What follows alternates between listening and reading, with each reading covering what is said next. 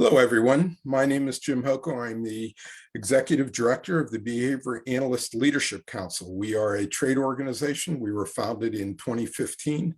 We've held multiple conferences in the Northeast. We're committed to supporting behavior analysts serving as leaders, managers, and business owners. And we are going to have a live conference in Miami in March between 3rd and 5th of 2022.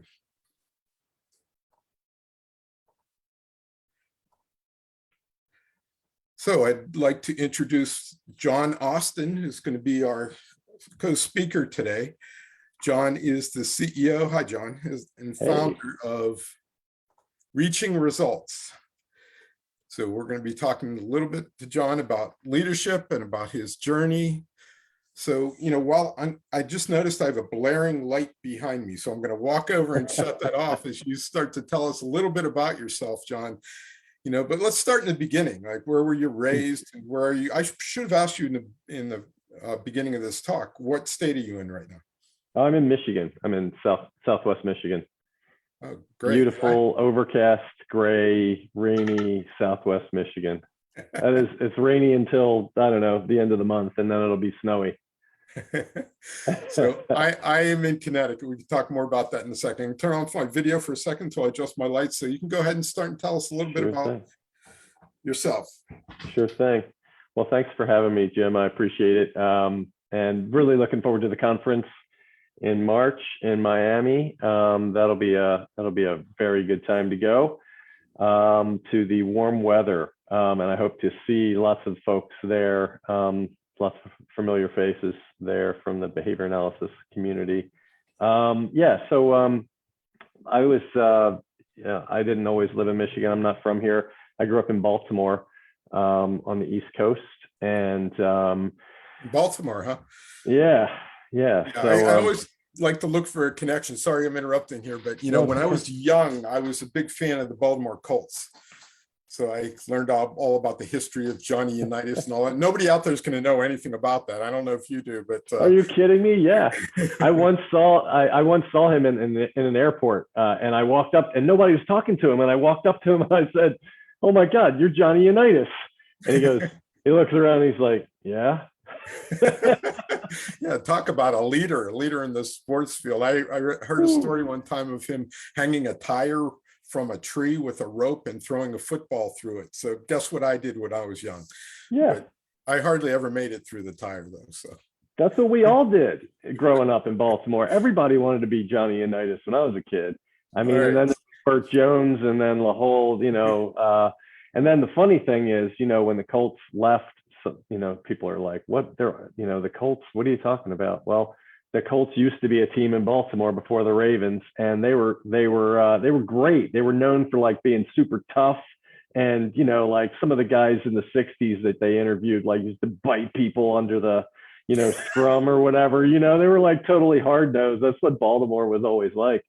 And so when they left, I was a kid. I was like, I don't know, like 10 or something like that. And my mom got us, me and my younger brother, she got us sweatshirts that said Irsay, the owner, Irsay sucks on it. That's how pissed off everybody was. Oh, excuse me. Everybody was angry about that, in Baltimore, right? And like, so that's how mad they were. They gave their kids obscene, shirts to wear. And since then, I actually, I'm much older now, and it's been several decades, and I still don't like the Colts. Well, a different team, completely different. Now that we've totally confused our audience, who just like logged on, it's like, what, they're talking football. So yeah, anyhow, right. You're being raised in Baltimore. Take it from there.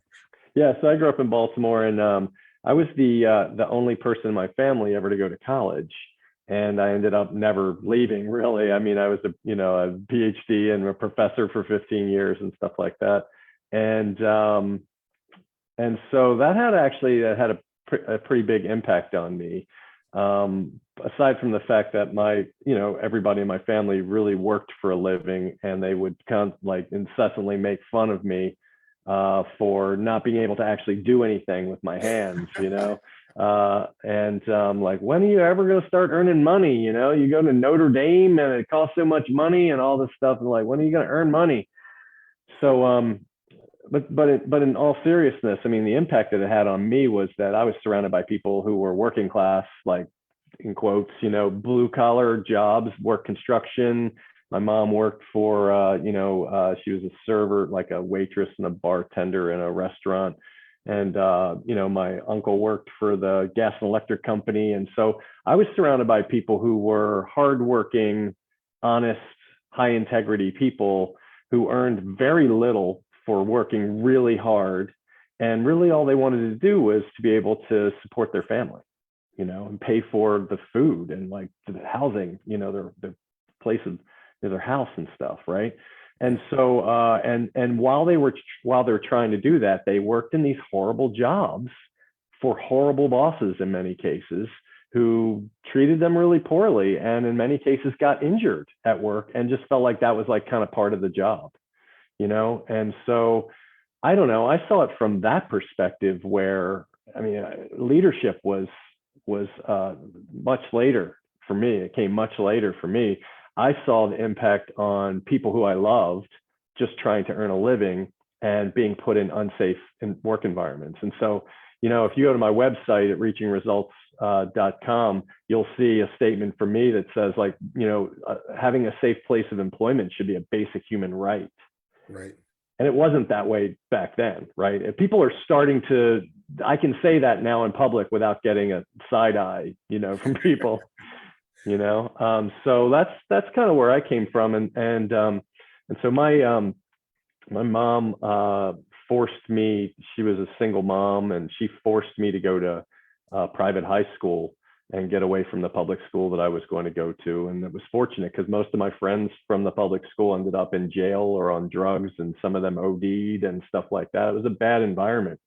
So what high school did you go to? I went to Cardinal Gibbons High School, which has been since closed a few years ago, but it was a private Catholic high school. We weren't Catholic, but it was, but I was playing football at the time, ironically, and I got kind of a football scholarship. And then I stopped growing, and I was as tall as I am now, you know, when I was a freshman. So you know what? You and I have that in common too. I went to a Catholic high school, got a football scholarship for college. Yeah. Wow. My first year, I got hit on the field, landed in a mud puddle, and I looked around thinking, what am I doing? You know, because I'm not going to play pro. I mean, the call home to my father to say I wasn't going to play anymore was kind of like difficult, but he was great about it. But anyway, okay. That's funny. Cardinal Gibbons High School, did they have behavioral analysis there? No. Behavioral science or anything? No, not even psychology. I didn't even take psychology, but so the way that I got into psychology was that my guidance counselor at the time was had a master's in psychology, and he said, you know, I think you'd like psychology. That was basically it. And so I you know, that was kind of random. And then, you know, randomly I met a recruiter from the University of Notre Dame who visited our high school, and I was like, yeah, I'll apply. I applied to like 8 schools, and I don't know, I was like surprised I got in, my God. And then, you know, and then again, my mother was, you know, a force, and she forced me to go there because I was like, we can't afford this. And she's like, yes, we can. We're going to afford it no matter what. That kind of thing, you know. It totally changed my life. So I think it's funny how some of those things happen, you know, that it's very much by chance. Right. I've talked to a few other people, and, you know, the route to where they are now is, you know, very circuitous. It's like happenstance, you know, so you never know where you're going to be in the next point in your life. But so where did you go to school from? So I went to Notre Dame and got a degree in a dual major in psychology and philosophy. And about like 3 years into that, I was getting worried that I wouldn't ever get a job because I hadn't learned anything useful, really. And then I took a class from a guy named Chris Anderson there, who was taught their behavioral psychology, and he taught me about applied behavior analysis. And I was like, immediately the light bulb went on, and I said, this is something I can use. Did you have one of those moments? Because I've talked to other people as well, and I know I had one where you just looked up and said, this makes a lot of sense, you know, as opposed to some of the other psychology courses. Oh, yeah, totally. I enjoyed all the psych courses that I took. And in fact, like in high school, I really was into what they used to call psychobiology, which is kind of more neuropsychology now, or neuroscience. And, you know, so that's kind of the direction I was kind of going in high school. And then when I learned about behavior analysis, it was like, wow, that is scientific and it is useful. And I can see, you know, I can put it to work every single day. So it felt like, boy, I'll always have a job if I learned this. So yeah, I was worried about like literally not being able to find a job because I couldn't do anything. I didn't have any skills. All I had done was studied, and I could philosophize, but I didn't think anybody was going to pay me for that. So yeah. So like Chris Anderson turned me on to this idea that maybe I could be a leader in business. You know, I didn't even know that was a thing. And that having a psychology degree meant anything to anyone in business. I was also taking some business classes and stuff like that, just because out of my interest, I got into organizational behavior, and that was kind of similar, but it's very cognitive. It's not really behavior, you know, not really ABA, and they didn't know anything about behavior change really. So yeah, Chris Anderson kind of mentored me a bit and got me reading Java and JOBM, and from there I discovered the first thing that I read was something that John Bailey wrote. And I was like, I love this. This is amazing. He's totally speaking to me. Yeah. So yeah, so I applied to, and then the next thing I read was something from Scott Geller. And then, so I applied to work with John and Scott each, and a few others as well, but like those were really my top two choices. And then I ended up going to work with John Bailey. But Scott has been a long-term mentor as well for me. So you had a couple of good leaders to help show you the path or help you through, as it were, right? Lots. Yeah. And in thinking about this, you know, I mean, like I mean, without these people, I mean, there was a particular teacher in high school that, you know, really modeled, he was my Spanish teacher. He modeled, accountability. It was a boys Catholic high school, so he was harsh. He was really a disciplinarian, but he was also really nurturing. So he like modeled accountability and nurturing, which are two of the things that I major on when I teach leaders today. Right. You know, so I learned that from him. So what was your first leadership role, John? The one that you would consider being a leader? Yeah, the first thing that comes to mind is like being the pitcher on my baseball team when I was in, like, you know, I was 13 probably. So right. I think that's probably the first one. And I was trying to look it up. Like I have some newspaper clippings and stuff. I was actually quite good. As I look back on it, like I had like the winningest record in the league for several years in a row and stuff like that. Well, you were dual threat then, baseball and football. Right. Yeah, football was to get my anger out, and you know, baseball was to, you know, the more intellectual. What about professionally, leadership? Professionally, you know, I mean, I came out of Florida State and got that's where I got my PhD, and I got my dream job at Western Michigan University. I say it's my dream job because I started graduate school and I thought, this is what I want to do. I want to be a professor at Western. And I'm sure everybody was like, dude, like how many times does that get to happen? You know what I mean? Like how many openings are there a year? That's a pretty unrealistic goal, but I just got lucky. And so I became a professor there. And I think that was my first leadership role, because I had a research lab that I was able to curate, kind of select and build, or at least set in motion, and then they took over because they were all like super energetic and super active people in the field now too currently, and have kind of really influenced my thinking over the years and stuff. So I think that's my first leadership role. So you were there for, like, I believe 15 years, right? Yeah. What was the best part of your job as a professor? Working with students, by far. Yeah, that was the best part.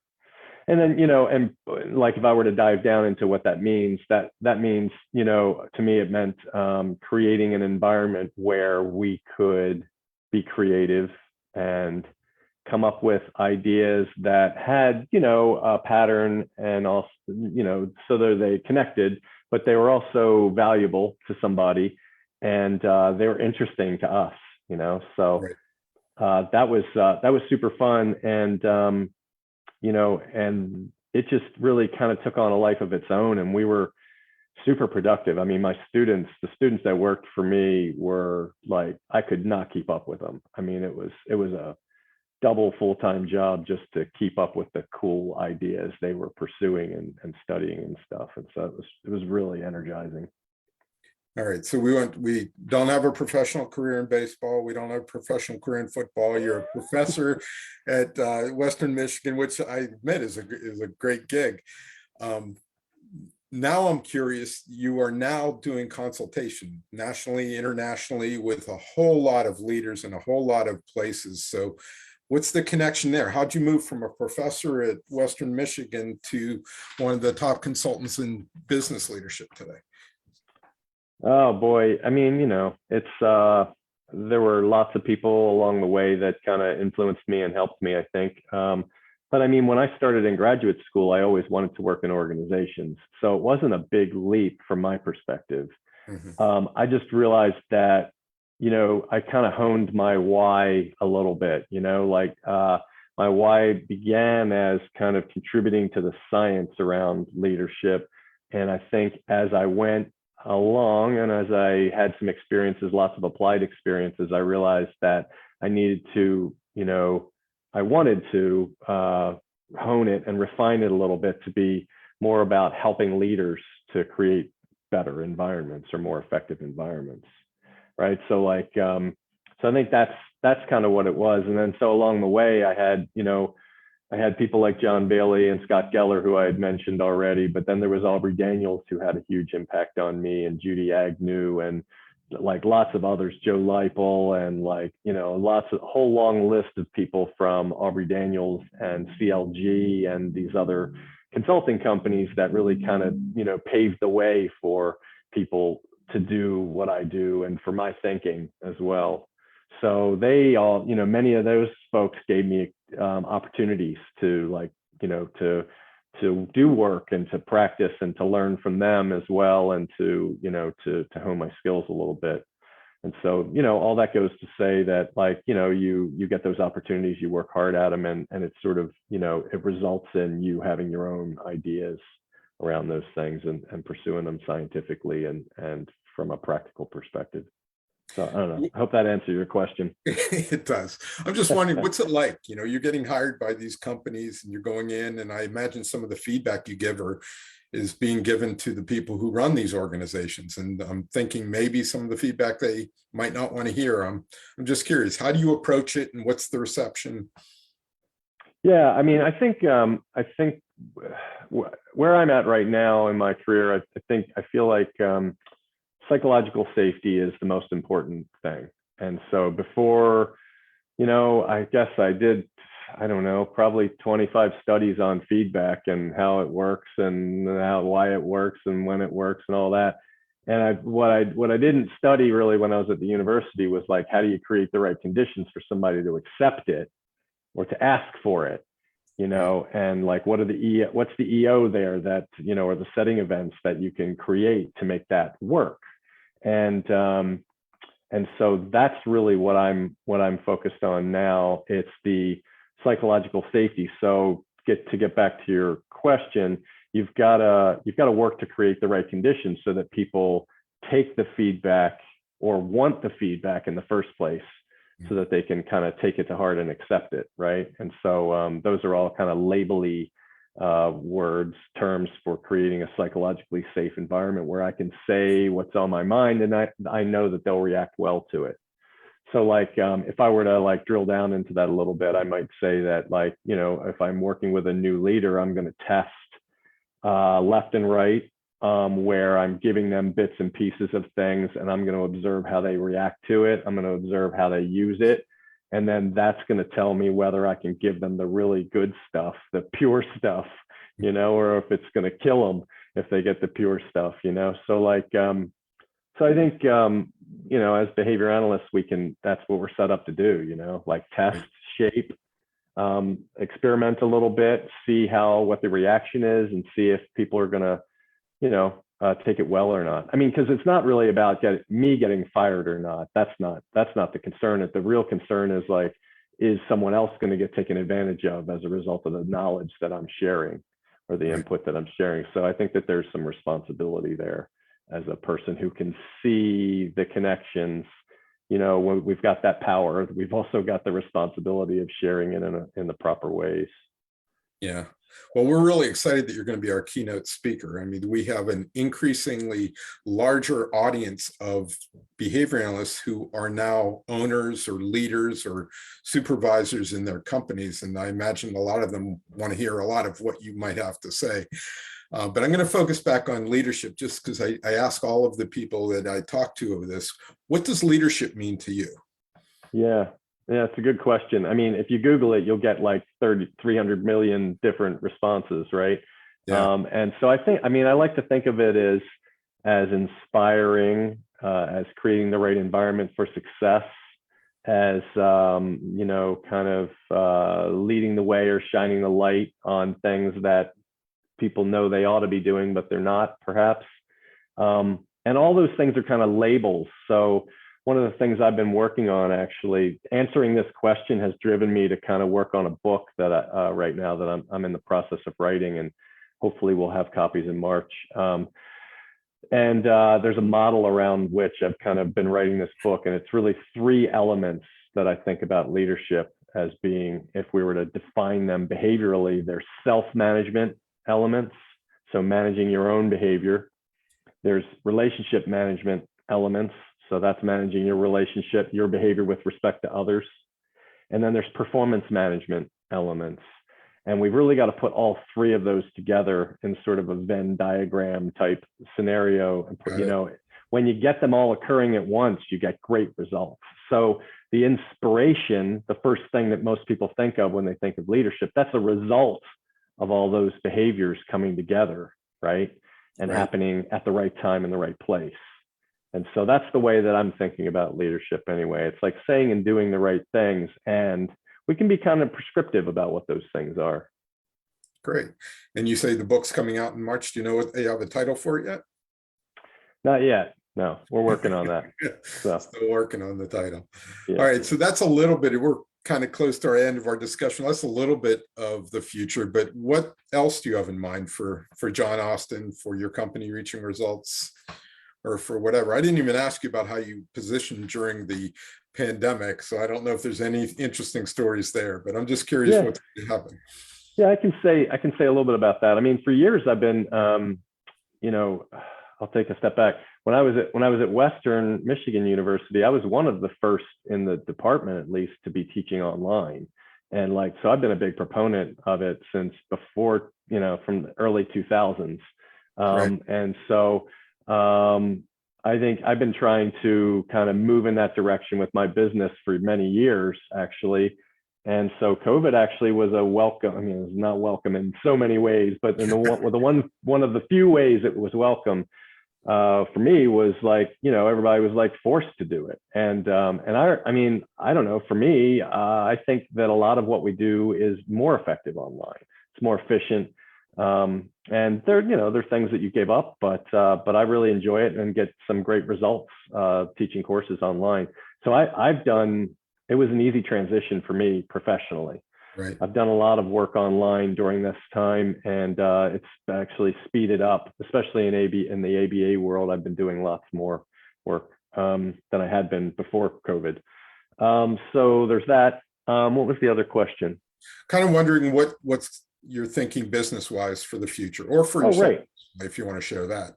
Yeah, sure. I think business-wise, conceptually, I'm working. I think more needs to be done in the area of psychological safety. So I'm working on that.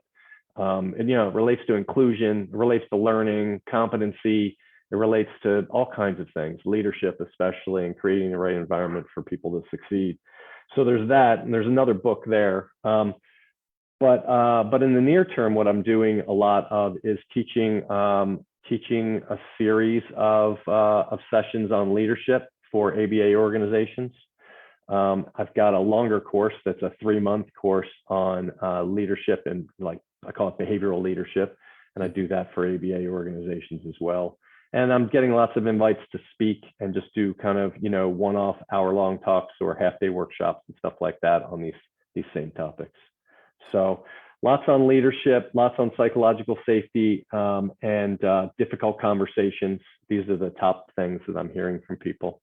All great topics. So I really appreciate you talking with us today. I'm going to ask you to hold on, John, and I'm going to share our final screen.